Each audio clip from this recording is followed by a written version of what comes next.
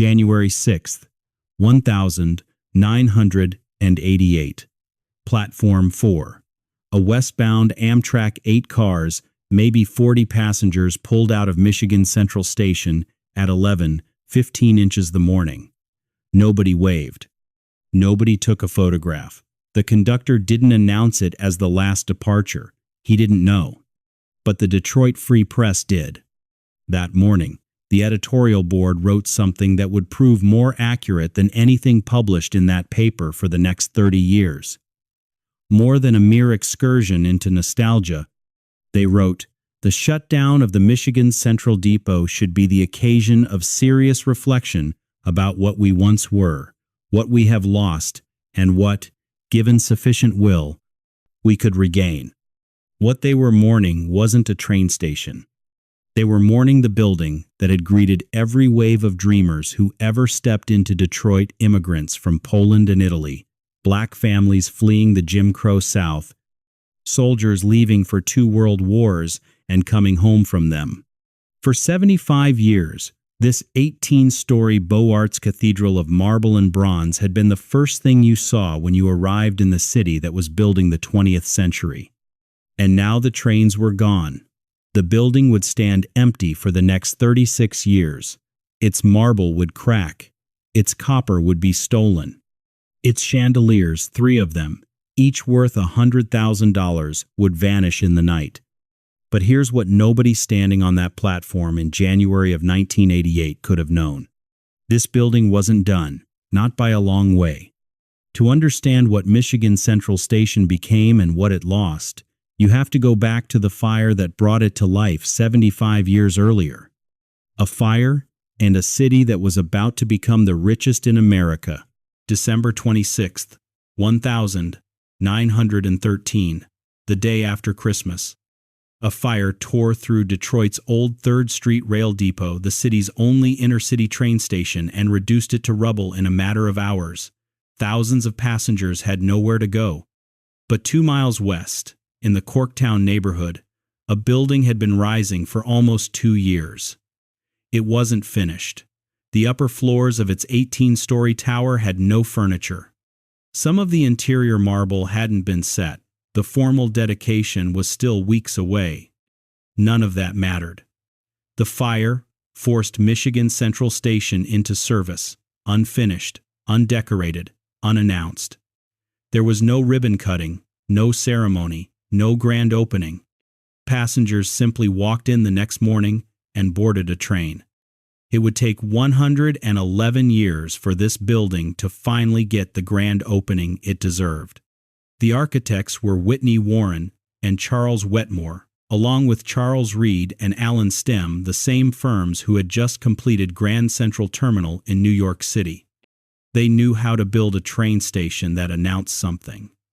And what Michigan Central announced was ambition.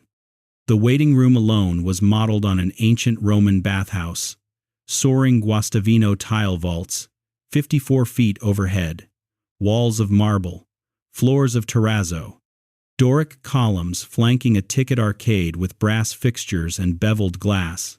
A copper skylight stretched above the concourse, where passengers descended a long ramp to 11 platforms below. Above the depot rose the tower, 18 stories, 230 feet tall. At the time of its construction, it was the tallest rail station in the world.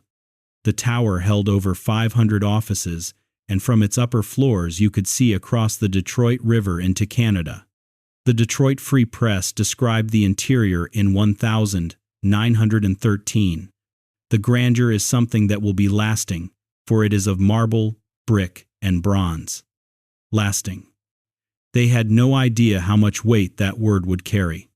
But the building's timing was its real genius. Michigan Central Station opened the same year, the very same year that Henry Ford launched the moving assembly line at his Highland Park plant, 13 miles to the north. In a single year, Detroit acquired the machine that would build the 20th century and the front door that would welcome the people who ran it. The station cost $2.5 million to build, roughly $79 million in today's money. It had a restaurant, a barber shop, a florist, bathing facilities. It was designed not just as a transit hub, but as a civic palace, a building that told arriving passengers, "You have arrived somewhere that matters." And over the next 4 decades, that message would be confirmed by everything Detroit became. Because the people who walked through those marble doors weren't just passengers. They were the workforce that would turn a mid-sized Midwestern city into the 4th largest in America. And the most important wave of arrivals was still to come. In 1914, Henry Ford did something that changed American demographics forever. He announced a wage of $5 a day, more than double the prevailing factory rate. It was a living wage. A house-buying, family-raising, future-building wage. And the news spread like fire through the American South. But Ford had a problem. He needed workers, thousands of them, and the flow of European immigrants that had powered Detroit's growth was about to be cut off, first by World War I, and then by the Immigration Act of 1924. Ford needed to look somewhere else. He found his answer in the black churches and civic organizations of the Deep South. Ford reached out to Second Baptist Church, Ebenezer AME, St. Matthew's Episcopal, the Detroit branch of the NAACP, the Detroit Urban League. Through these institutions, and through word of mouth that traveled faster than any telegram, he recruited African Americans from Georgia, Mississippi, Alabama, Louisiana, Texas, Kentucky, Tennessee, Virginia, the Carolinas, and Arkansas. They came by train. And the building they walked into was Michigan Central Station. Between 1,910 and 1,920, Detroit's black population grew by 600%, from under 6,000 to over 40,000. By 1930, it was over 120,000. No other great migration city saw growth at that rate. None. Think about what that arrival meant. A sharecropper's son from Mississippi, earning pennies a day, boards a northbound train. 30 hours later, he steps onto the platform of a building with marble walls and bronze fixtures and a ceiling higher than any church he'd ever seen. For many of these arrivals, Michigan Central Station was, as it would later be called, Detroit's Ellis Island. And for many, it was the first integrated public space they had ever entered. The station didn't have separate waiting rooms. It didn't have colored-only water fountains. It had a single waiting room, with marble benches, where everyone sat. The historian Kevin Boyle, in his biography of Dr. Ossian Sweet, described the scene outside the station. In those years, the cabbies, the streetcars, the shoeshine men, the newsboys, the automobile horns. In the clamor, Boyle wrote, "No one paid attention to a colored man or woman standing alone, wondering where to go and how to make his way in a new America." That sentence carries the full weight of the Great Migration in it. The hope, the terror, the possibility. Detroit's population exploded. By 1930, it was the 4th largest city in the country. The auto industry was producing more wealth than some European nations. General Motors alone had annual revenues larger than the GDP of Belgium. Ford, GM, Chrysler, Packard, Hudson, they all needed workers, and the workers needed trains. At its peak, during the Depression and through World War II, 4,000 passengers a day moved through Michigan Central Station. Presidents passed through Herbert Hoover, Franklin Roosevelt, Harry Truman, so did Charlie Chaplin, Thomas Edison, and Henry Ford himself. Baseball teams arrived for games. Soldiers left for both world wars and came home through those same marble doors. The station was the pulse of the city. When Detroit breathed in, Michigan Central Station was the lung. But the same forces that filled the station were also planting the seeds of everything that would go wrong. Because the black workers who built Detroit's fortune were, from the very beginning, denied its full rewards. They were given the most dangerous jobs on the factory floor. They were confined to overcrowded neighborhoods by landlords and restrictive covenants. And when a black physician named Ossian Sweet tried to move into a white neighborhood in 1925, a mob surrounded his house. Sweet fired a shotgun in self-defense. A white man died. Michigan put Sweet on trial for murder. He was acquitted. But the message was clear. Detroit's prosperity had walls around it, and those walls would crack the city open. For a while, though, you couldn't see the cracks, because in 1950, Detroit looked like the most successful city in the world, and Michigan Central Station was still its front door. 1950. Say those words in Detroit and people of a certain age get quiet, because 1,950 was the summit, the place where the climb ended, and the long, slow fall began, even though nobody alive at the time could feel the ground shifting. 1.85 million people.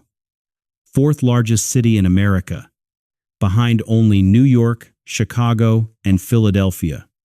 The highest median income in the country. The most powerful industry in the world. A city so confident, so flush with money, that people called it the Paris of the Midwest. And they weren't exaggerating.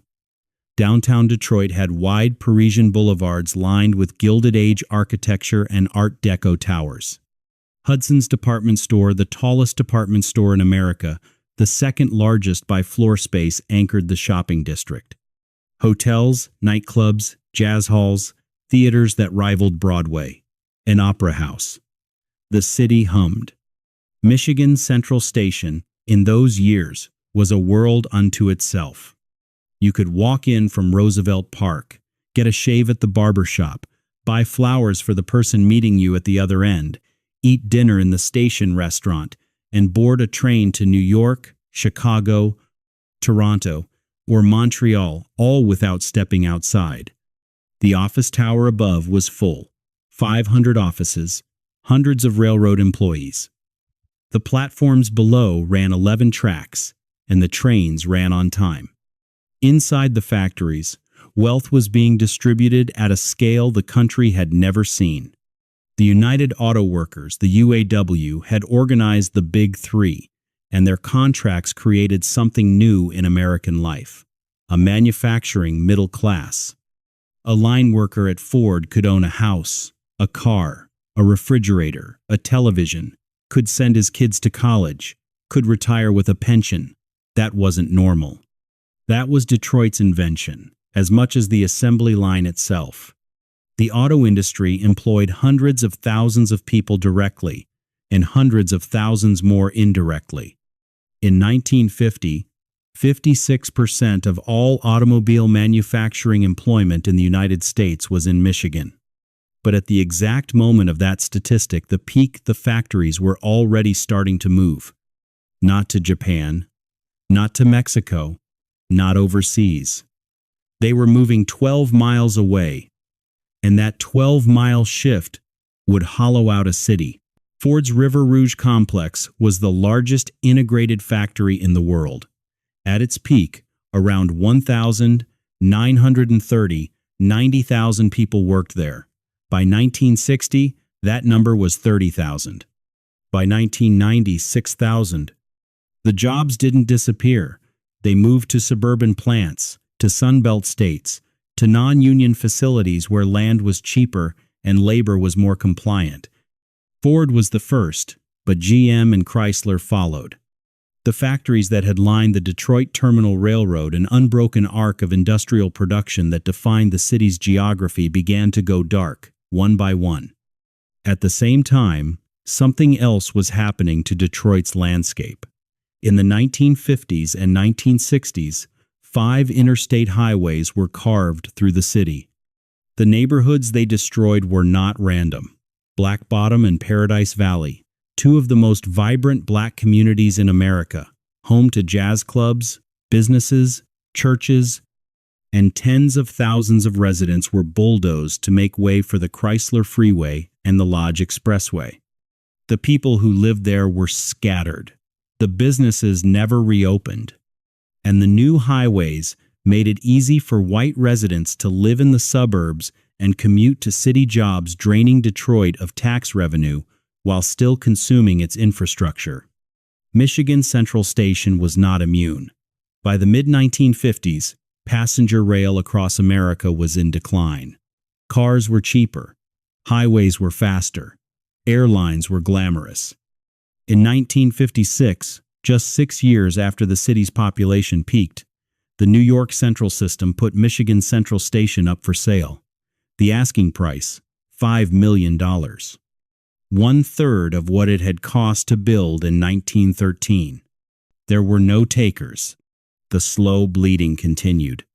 Passenger lines were canceled one after another.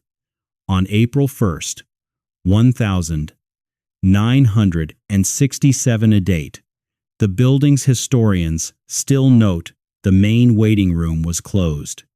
Those grand walnut benches where millions of passengers had sat waiting for trains to everywhere were sold off, $25 each. 3 months later, in July of 1967, Detroit erupted.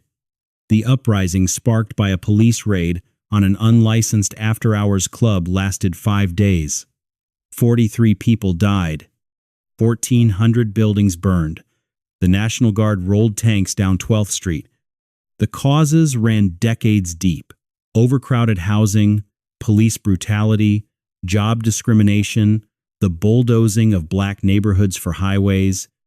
A city that had welcomed black workers for their labor and then walled them out of its prosperity.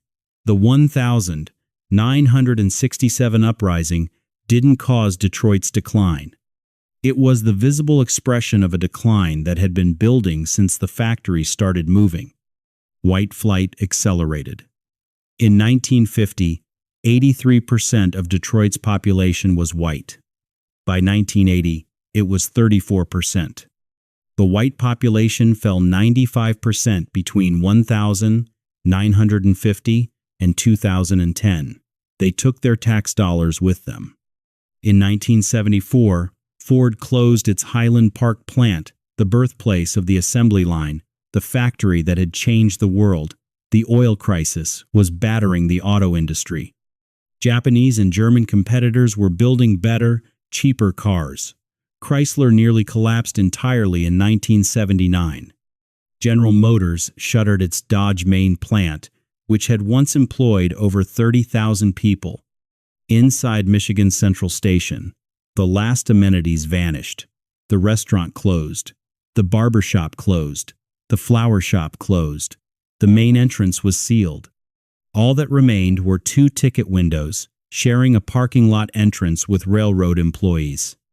By the early 1980s, the station that had once served 4,000 passengers a day was handling 6 to 8 trains total.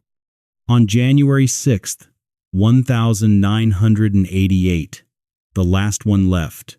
And what happened next to that building, what happened in the silence, is a story about what a city does when it stops believing in its own future. The building didn't die all at once. It was picked apart. Mark Longton Jr., a real estate developer with a pistol on his hip, bought the station in December of 1989 for an undisclosed price. He had a vision: a casino on the ground floor, a nightclub called the Midnight Express in the old waiting room, a hotel in the tower. He patrolled the building himself, trying to keep out the scavengers who were already stripping it of anything valuable. But Michigan voters wouldn't approve casinos until 1996, and Longton was hemorrhaging cash, thousands a month in bills for a building with no electricity and no heat. He gave up before the vote came. In those first 3 years after closure, the chandeliers disappeared. 3 of them, each estimated at $100,000. Brass fixtures were pried from walls. Copper wiring was pulled from every floor. Decorative railings, marble panels, anything that could be sold for scrap, all of it vanished. A 1991 news segment showed the damage. Wild dogs roaming the ground floor, holes punched through plaster walls, entire rooms gutted down to the studs. Throughout the 1990s, Michigan Central Station stood wide open to anyone who wanted to walk in, and people did. Urban explorers, young Detroiters, mostly began treating the building as a rite of passage. An art student later compared it to visiting a museum. You climbed through a gap in the fence, stepped over debris, and entered the entrance hall. The smell hit you first wet, sweet, old wood. The sound was dripping water and wind through broken windows. The waiting room, where marble walls had once gleamed under electric chandeliers, was now lit by whatever daylight reached through shattered glass. Graffiti covered every surface that taggers could reach. The Guastavino tile vaults those 54-foot ceilings were crumbling. Tiles fell and shattered on the terrazzo floor below.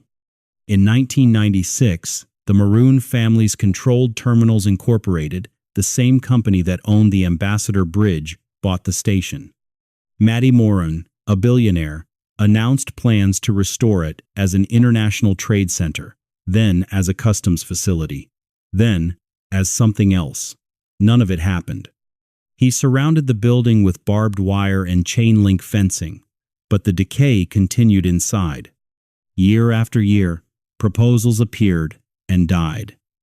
In 2003, the mayor announced the station would become Detroit's new police headquarters.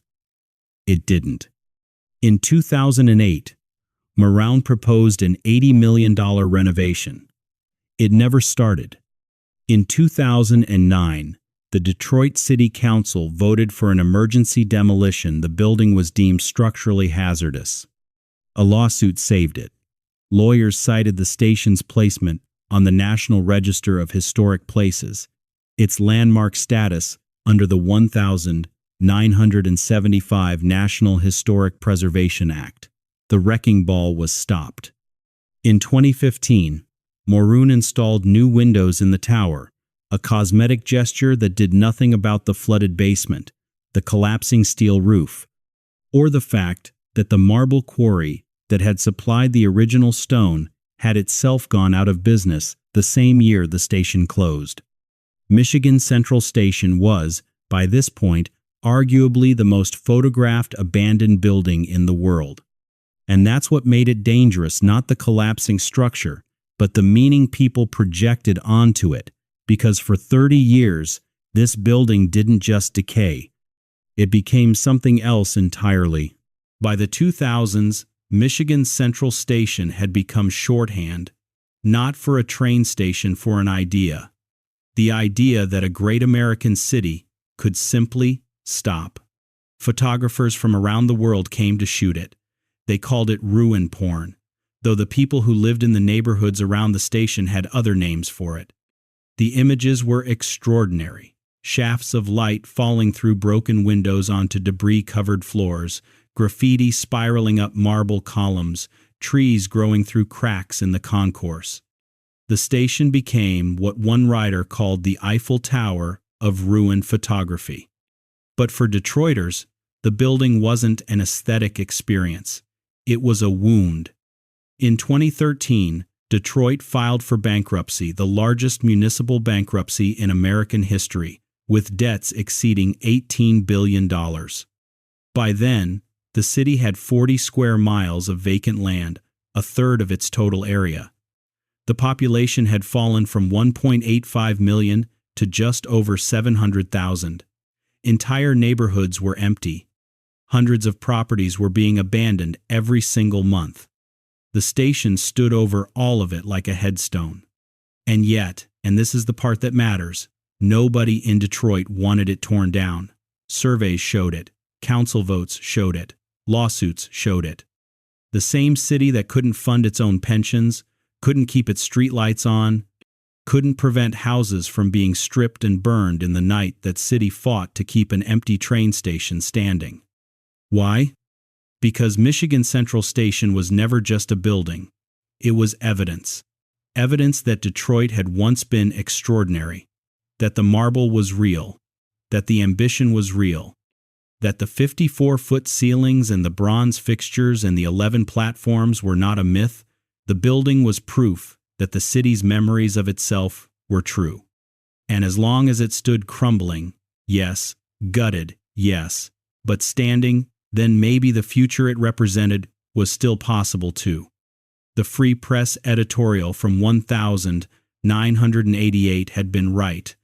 This was about what they once were, what they had lost, and what they could regain, given sufficient will. In 2018, that will arrived, and it arrived from the most unlikely source imaginable, the same company whose assembly line had started everything 105 years earlier.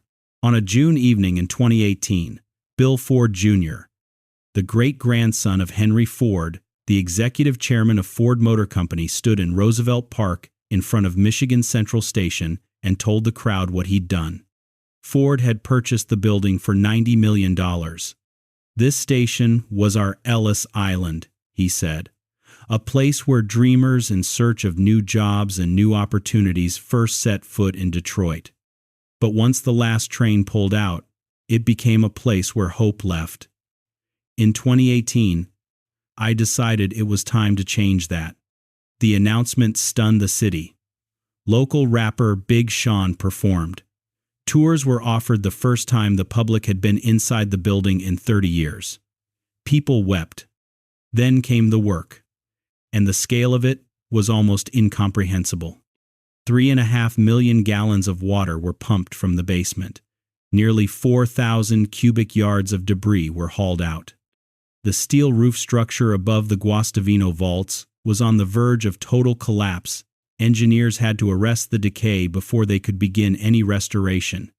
The copper roof, that had been stripped by scavengers decades earlier, had to be entirely replaced. 40,000 square feet of new copper. The limestone facade, ravaged by decades of uncontrolled water infiltration, had deteriorated so badly that 4 entire column capitals had to be rebuilt from scratch. And then came the detail that no one expected. The original marble and limestone had come from a quarry in Bedford, Indiana. That quarry had closed in 1988, the same year as the station. Ford's team tracked down the quarry's owners. They built a new access road. They removed 30-year-old trees that had grown over the stone piles. And there, under the trees, they found it the same uniquely banded limestone, some pieces weighing over 20 tons, sitting exactly where they'd been left 3 decades earlier. They reopened the quarry to rebuild the building. Over 6 years, more than 3,000 skilled tradespeople logged 1.7 million hours of restoration work. The total cost of the campus, the station, the adjacent former book depository, and the surrounding 30-acre innovation district reached $950 million.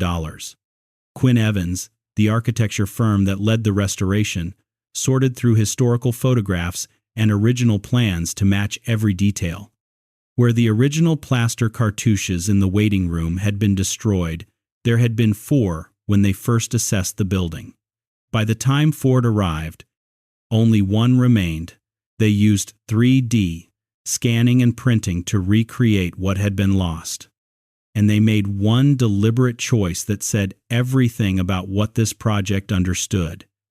They preserved some of the graffiti.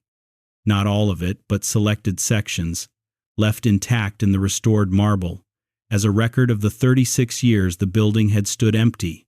The decay was part of the history now. You couldn't tell the story without it. On June 6, 2024, Michigan Central Station reopened. The concert that night featured Diana Ross, Jack White, Big Sean, and Eminem, who produced the event with his longtime manager Paul Rosenberg. Eminem closed the show backed by the Detroit Symphony Orchestra. 60,000 people toured the station in the days that followed. Tickets to the concert had sold out in 5 minutes. Bill Ford stood in the restored Grand Hall, the same room where tiles had fallen from the ceiling for 30 years, and looked up at the 54-foot vaults, now immaculate. It has been painstakingly and lovingly restored to, wherever possible, its original condition, said Michigan Central CEO Joshua Seierfman. Before we start activating it with lots of things, it's probably in its most pristine condition. The station that had never gotten a grand opening in 1913 had finally gotten one, 111 years late. But a restored building is not the same thing as a restored city. And the question Michigan Central Station raises now is harder than any question it has ever raised before. Michigan Central Station is, today, the centerpiece of a 30-acre innovation campus. Ford employees work alongside startups in the adjacent New Lab building. Google is a partner. The state of Michigan created a transportation innovation zone around the campus, fast-tracking autonomous vehicle testing. Plans for a hotel are underway, a luxury brand, on the upper floors of the tower. But in the neighborhoods around the station, rents have been climbing since the day Ford's purchase was announced. Corktown, once one of Detroit's most affordable neighborhoods, has seen housing costs surge. Many storefronts have remained empty even as commercial rents have risen, leaving a strange gap between the promise and the reality. Detroit's population, as of 2025, is about 640,000, roughly a third of what it was in 1950. The median household income is $38,000, half the national average. Poverty exceeds 30%. Schools remain among the worst funded in the country. And yet, in 2025, the Census Bureau reported that Detroit's population had grown for the second consecutive year, the first time that had happened since the 1950s. Mayor Mike Duggan said something that would have been unthinkable a decade ago. For the first time since the 1950s, the mayor of Detroit can say that the city is leading population growth in the state of Michigan. The station is part of that story, but it is not the whole story. And the people who built Detroit, the black families who arrived through those marble doors during the Great Migration, the auto workers who created the middle class on the assembly line, they are watching to see whether this chapter includes them. A restored building is a symbol. Whether it becomes something more depends on what happens in the neighborhoods around it. In 1805, a fire burned Detroit to the ground. The city chose a new motto from the ashes. Latin, 6 words. Speramus meliora, resurgit cineribus. We hope for better things, it will rise from the ashes. In 1913, another fire, this time at the 3rd Street Depot, forced an unfinished building into service without a ceremony. In 2024, that building reopened with Diana Ross singing under restored Guastavino vaults. Between those two dates, 2 world wars, 2 million people, the Great Migration, the assembly line, the richest city in America, the largest municipal bankruptcy in American history, and 36 years of silence inside a marble cathedral that refused to fall down. Michigan Central Station has always been Detroit's mirror. It showed the city what it was and what it could still become. The trains haven't come back yet. But in October 2025, an agreement was reached to develop a new multimodal transit facility just west of the station. With a projected opening by 2028, the platforms may carry passengers again. Some things take a long time to finish.